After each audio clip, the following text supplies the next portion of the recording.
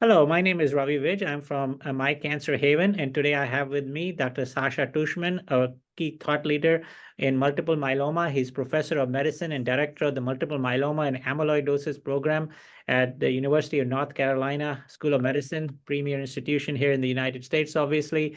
And he's going to talk to us today about how he manages multiple myeloma in the elderly. So welcome, Sascha. Great. Thanks very much. Happy to be here and to talk about this important topic. Thanks for having me. So just as a primer, a lot of patients say they've never heard of multiple myeloma. So how big of a problem is it? Yes, I would say that that's pretty common that when I meet patients, a lot of times they say that I was pretty surprised to hear that I have cancer, especially one that I'd never heard of before. So I agree that myeloma is very unlike things like lung cancer and breast cancer, where most patients have heard of that. Myeloma, some patients have heard of it, many not.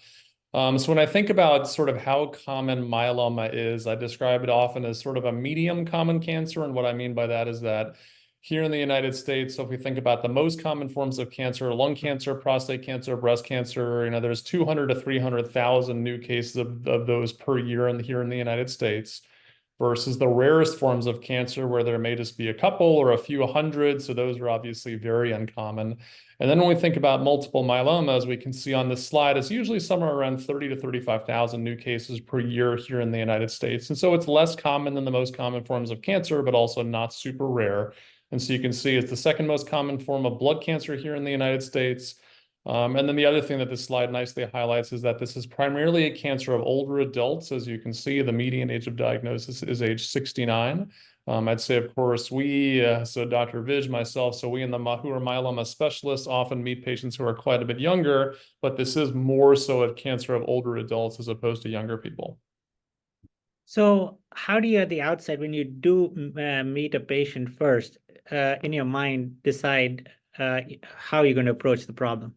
Yeah, so when I think about treating people with myelomas, it's of course important to highlight the fact that it's primarily medicine. So I call it chemotherapy, but it's not chemotherapy in the traditional sense where you lose your hair and get really sick, but these are medicines.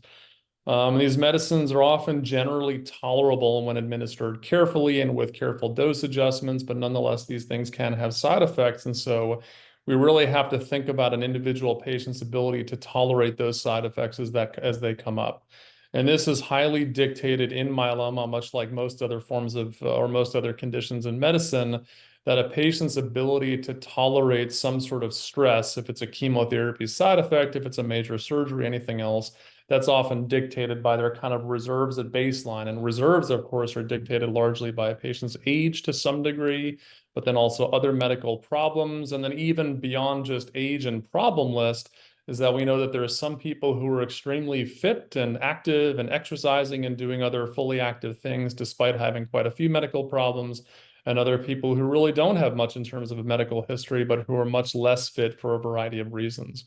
And so as we're going to discuss today, there's a lot of interesting research happening on best figuring out general fitness of patients, in the sense that we've gotten a little bit more sophisticated than just looking at a person's age, but getting a sense of their overall fitness level, their homeostatic reserve and ability to tolerate things like chemotherapy side effects.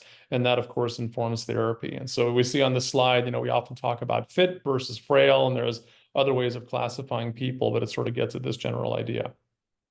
So what is your goal of care? Is it the same for all patients?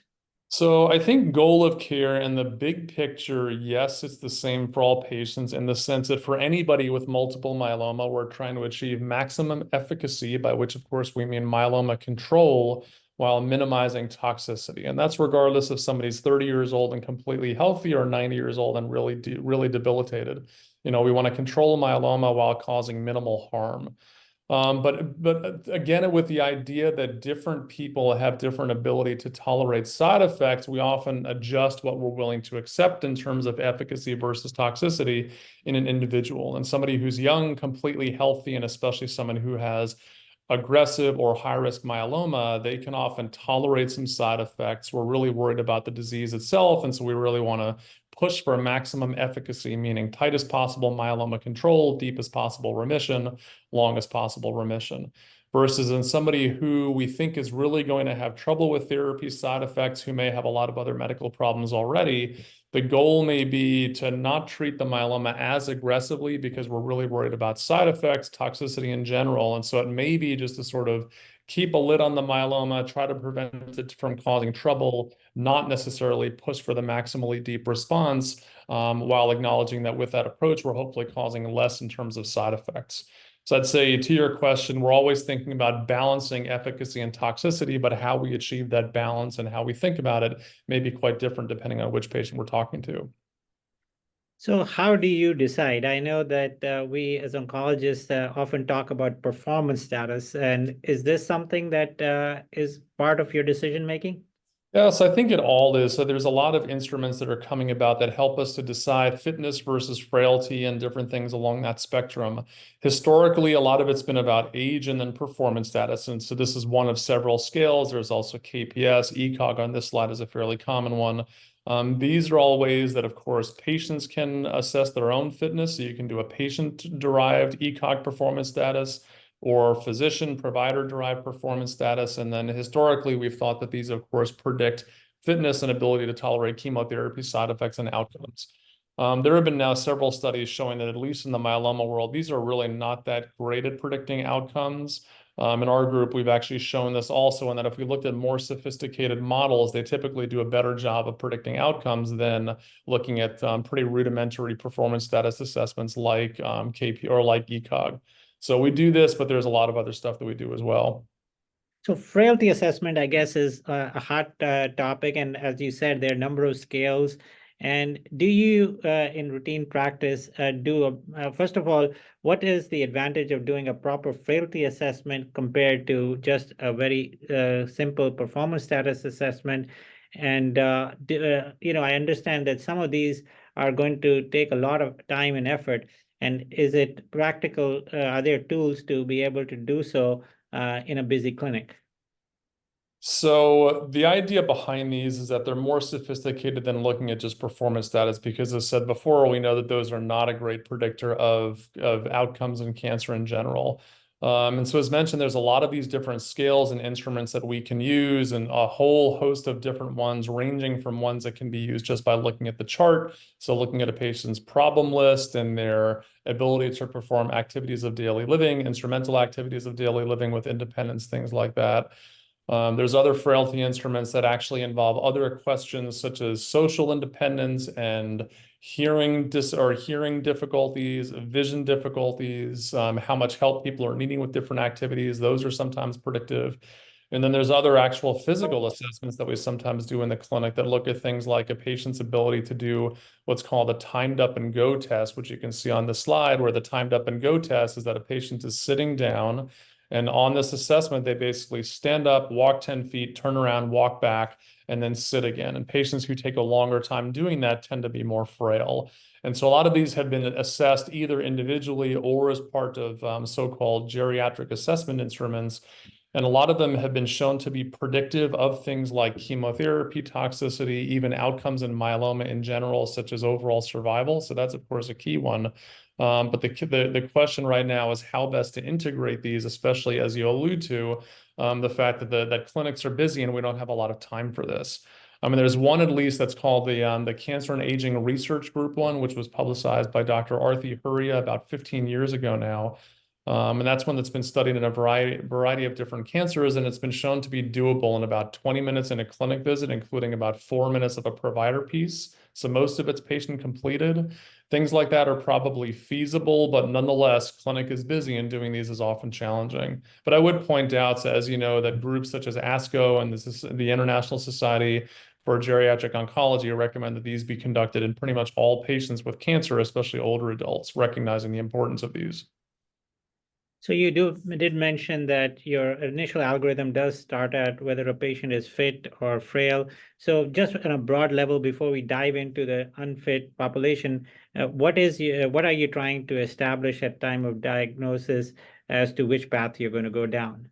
So time of diagnosis, a lot of times we're thinking about this question already, and that we can see on the slide here, this of course refers to the general structure of this, which is that someone has newly diagnosed myeloma, we do some sort of combinatorial drug induction regimen, and then some patients go on to high-dose chemotherapy with transplant.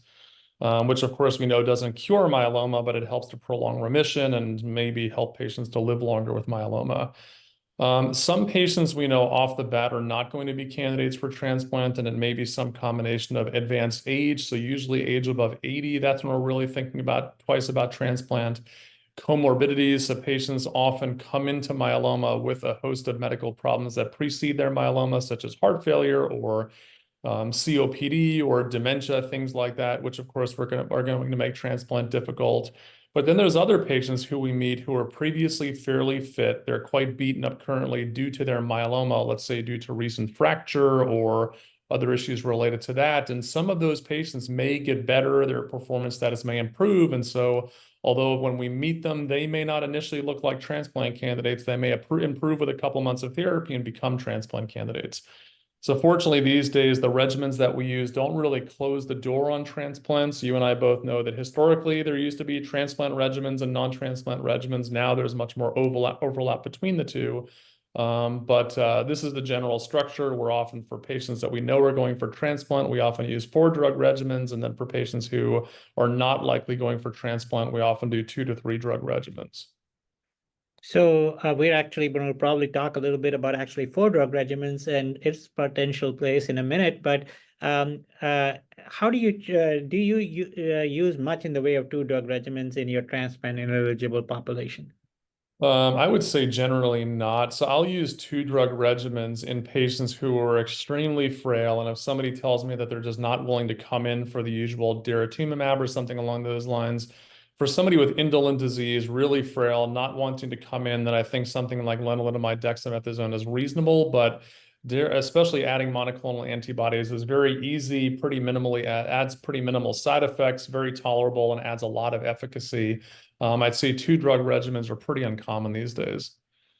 So coming to the 3-drug regimens, obviously, I think that we've had, 2 regimens, I think, that have been sort of popular, and I'd love to have your take on these. So what about Velcade, bortezomib, and dexamethasone, which has been, I think, a mainstay of therapy in the past, even for transplant eligible? What is your take on the VRD regimen for elderly?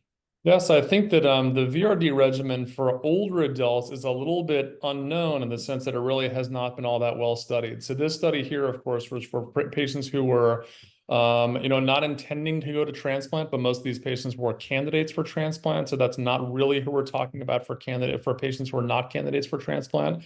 But this study, for what it's worth, showed that adding bortezomib to the lenalidomide dexamethasone backbone clearly improves progression-free survival, as we see on the left. But then I think the real surprise on this study was that it also improved overall survival. That doesn't happen very often in newly diagnosed myeloma. And so this really solidified RVD, or len bortezomib dexamethasone, as a key regimen for newly diagnosed myeloma for patients who are generally fitter. I mean, I would say that this regimen has not really been looked at robustly in non-transplant candidates. It has to some degree, but there have not been a whole lot of prospective studies. And in some sense, we've even jumped the gun a little bit and not studied RVD necessarily as published in transplant ineligible patients. And we've moved on to things like RVD light using lower dose lenalidomide, once weekly bortezomib. That's been studied, but we've never actually looked at RVD as published in patients who are non-transplant candidates. So we do it, but I'd say that we do it recognizing that there's not a whole lot of data behind it. So I guess one of the popular regimens has been daratumumab with lenalidomide and dexamethasone. And what can you say about this regimen? Is this something that you're comfortable with? So this regimen, I'd say this is at UNC, this is probably our go-to regimen outside of a clinical study for patients who are transplant ineligible with newly diagnosed myeloma. Not necessarily full dose lenalidomide as published here, but we use this regimen quite a bit. And we use this because this is one of the best proven regimens based on this study for newly diagnosed ineligible patients. And there's a long list of phase 2 trials that are single arm, all of which look good, aren't definitive, but this was a study that, as you see here, clearly improved not only progression-free survival on the top, but also overall survival. So again, adding daratumumab to Lendex pretty clearly improves outcomes, even in terms of overall survival for this group of patients. What's interesting, though, and then thinking about real-world practice, is that this study, much like many others, is somewhat fraught in the sense that When we think of older, frail adults and we're trying to look for data to support our therapeutic plans, we often think of studies like Maya because this is a non-transplant study. But this study, it was all largely based on patients who were over age 65. That in Europe is ineligible for transplant. These patients often had to be fit enough to go on a study that included full dose lenalidomide. And a lot of these patients did not have much in terms of comorbidities or poor performance status. So this study and ones like it do inform treating that patient population to some degree, but we're still lacking robust data for really older, frail patients with significant comorbidities where you meet the patient and you know that even with normal renal function, they're not going to tolerate lenalidomide 25 milligrams or full dose dexamethasone at 40. So this is informative. We just use this regimen quite a bit, but I'd say that we still don't have a lot of great data for really older, frail patients with myeloma. So you did mention you don't use much of the VRD full intensity. Is there a demographic at which you would prefer VRD light over the daratumumab-based triplet, or not really? So I would say not really. I mean, we said at least I don't think there's anything wrong with using RVD light, but I'd say for us at UNC, we typically do this one and probably for two reasons. First is that it's just better proven. So this is a really large international randomized study that shows definitive outcomes, including overall survival versus RVD light, which was a very nice study, but phase 2 single arm from Dana-Farber. So it was a great study, but just, much more limited in terms of what we can say vis-a-vis comparative efficacy. So we do DARA-RD because it's better proven. And then the other thing is that I think most of us would probably agree that daratumumab is one of the easiest drugs we have to tolerate in myeloma, versus bortezomib, where given once weekly at a modest dose and subcutaneously, generally tolerable also, but there's not much that gets easier than daratumumab. And so especially if you're a little bit concerned about frailty or patients that come in with a little bit of peripheral neuropathy or things like that, DRD is often the way to go, I think. So obviously, we just fresh from ASCO, and hot off the press is this Imose study, which looked at actually going one step further and doing what we are considering a standard of care now in transplant eligible, that is going to 4-drug regimens. And this study looked at the other monoclonal antibody, isatuximab, to CD38 combined with VRD and comparing it to VRD, and showed a fairly significant improvement in progression-free survival. Obviously, it's early days, and we are still digesting this data. So what is your thought, first pass thoughts on this relatively new piece of data? I think it's a great study. It has the same Maya issue in the sense that these are generally fitter patients with not a lot of comorbidities, because although this is a non-transplant based study, this is still patients getting full dose RVD plus the monoclonal antibody, which is a lot of therapy for anyone, especially somebody who's older and frail.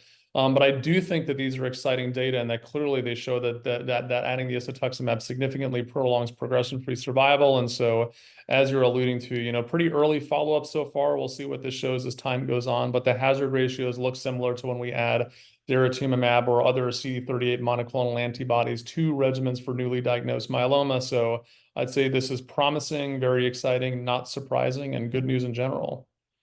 So obviously, even the not fit for transplant population is not homogeneous, and you even give 2 drugs to some patients who may not want to come in to get daratumumab, though daratumumab doesn't add, as you said, much to the toxicity. Do you think that 4-drug regimen is something that is possible in all our non-transplant eligible populations, or a subset? I do. I think it's a subset. And as again, you're alluding to, I do think that historically we've thought of myeloma patients as transplant eligible versus non-transplant eligible.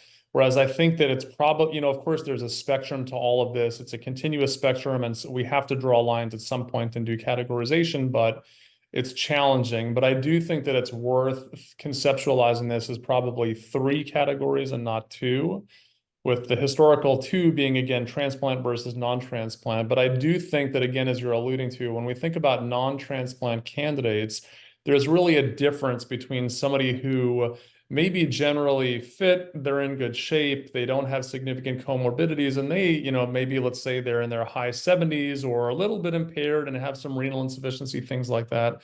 They may not be candidates for high-dose melphalan, but they still may be candidates for full-dose myeloma therapy, including a solid quadruplet like this.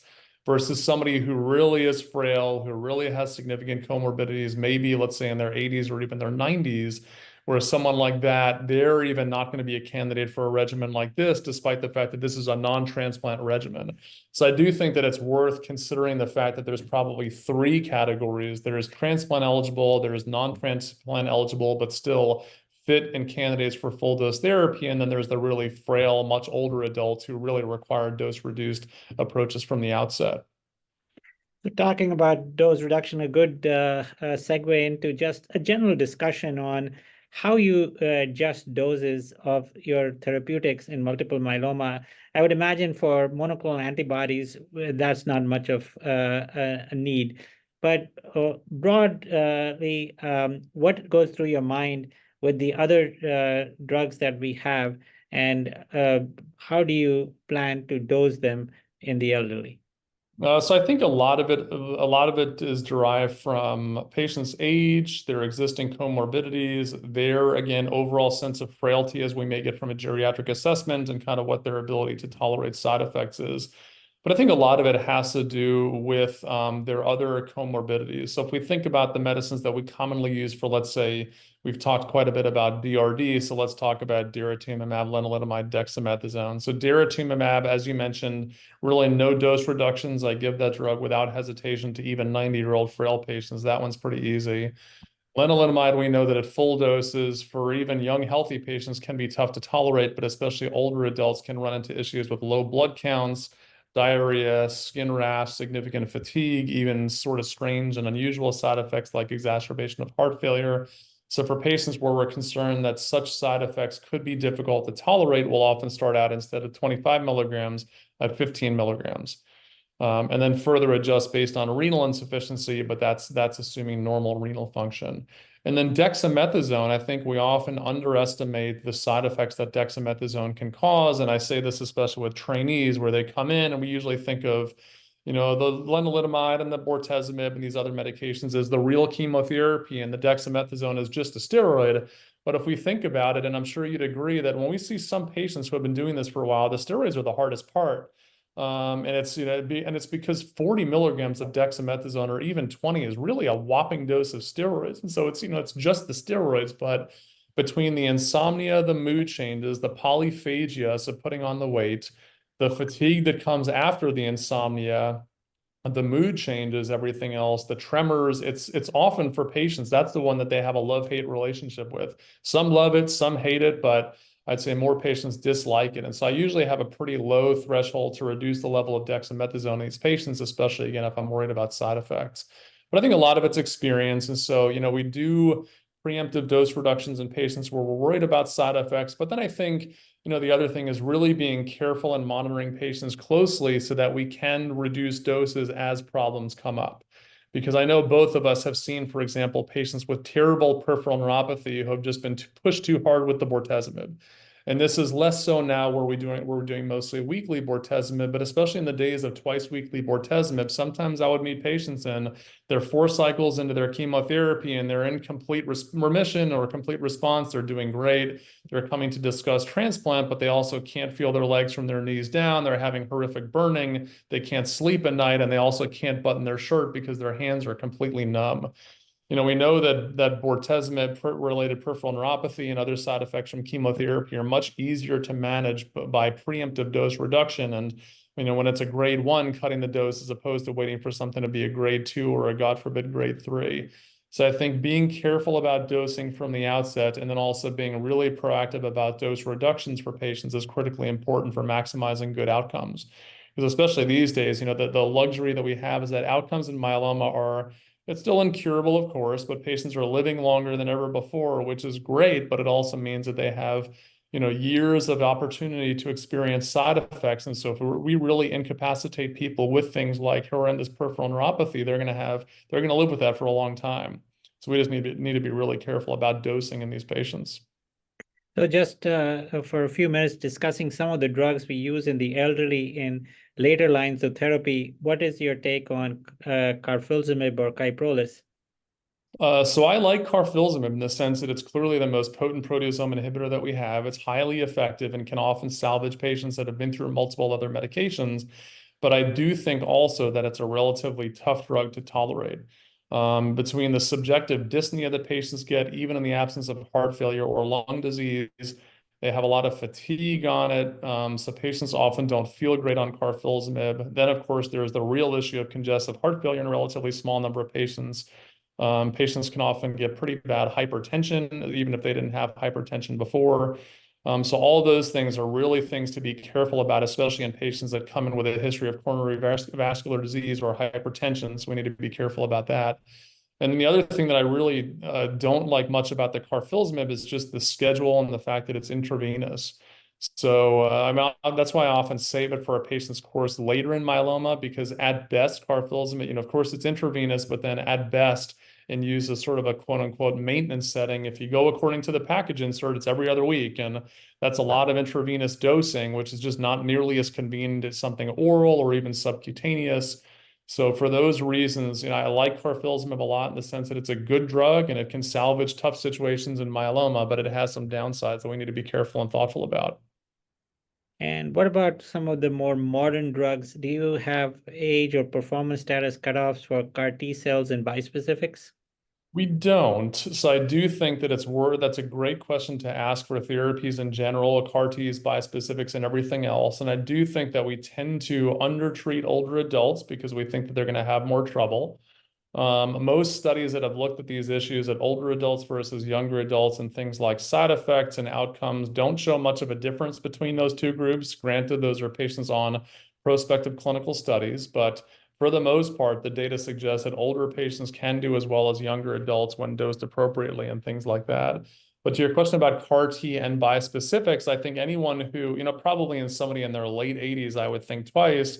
But we've done CAR T in patients in their early 80s if they're fit and in good shape otherwise, and limited comorbidities. And if they're willing to go for a more aggressive approach, where patients often do fine. We know that CAR T in myeloma is typically not too difficult, but they have to stay with us for 4 to 6 weeks to get cells procured and then undergo, of course, the CAR T administration and the monitoring. But I do think that for patients who are otherwise in good shape, CAR T is completely reasonable. And similarly for bispecifics, fortunately in myeloma, the cytokine release syndrome, neurological toxicities are usually not too bad. They're very manageable. And so for patients who are otherwise in good shape, I think it's completely fair to use those approaches. So I'm happy to do them. So from what I then am hearing is that you think there will be certainly patients who are not candidates for a transplant that are candidates for a CAR T approach. Oh, absolutely. Yeah. So we're doing CAR T. I wouldn't say a lot of patients, but we're doing them in patients in their early 80s. And I would think that would be a tough patient population to transplant. And even if we think about the approaches, of course, both of us do CAR T. When we think about how patients do with CAR T versus transplant, it often feels sort of similar in the sense that there's cell collection, chemotherapy, cell reinfusion, and then pretty much monitoring after. When we think about what a patient goes through with high-dose chemotherapy and stem cell transplant, between the alopecia, the severe cytopenias, the infections, that's a whole different ballgame from CAR T, where their hair may get a little bit thin, their blood counts go down for a couple of days, they may get a little bit of CRS and that sort of thing, but those patients typically do fine. So I think the approach feels similar, but I think CAR T is far more tolerable than transplant for myeloma. So I do think that, to your question, the availability of CAR T is going to be much greater for patients, regardless of age and other factors such as that, much more so than transplant, which is always going to be somewhat restricted, I think.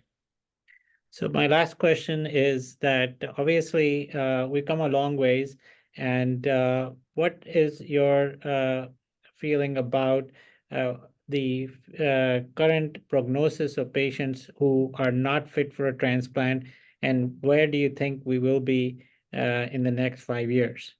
I think the approach is excellent for patients who are not fit for transplant. And I think we're getting to the point that, especially for that patient population, a lot of these patients will die of something else before their myeloma. And this, of course, is extremely morbid. But when we think about the goal of treating myeloma, it's typically to keep the myeloma at bay long enough that something else causes the patient's demise first. And to be clear, I want everyone to live forever. But just when we think about what we can do with myeloma, given that it's incurable, patients are on therapy indefinitely, the goal is to keep them going for as long as possible.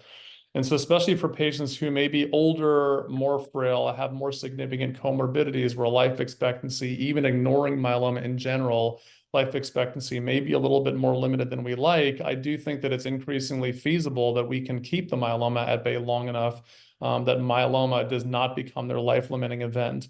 And that's incredibly important, as you're alluding to, because we know that for most people diagnosed with myeloma, myeloma will be their cause of death, something related to myeloma. And that's unlike things like CML and other medical conditions such as HIV, where historically those were life enders and they're not anymore. Most of those patients have normal life expectancy. So I think we're getting closer to that with myeloma, especially for older, frail adults. But clearly, you and I and everybody else who does research in this field, we still have a lot of work to do.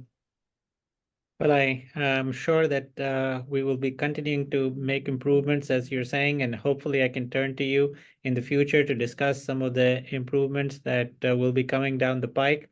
I really appreciate you having taken the time to discuss this with the audience today and hope to have you on another podcast in the future. Sounds great. Thanks for having me. I enjoyed the discussion and thanks for listening. Thank you.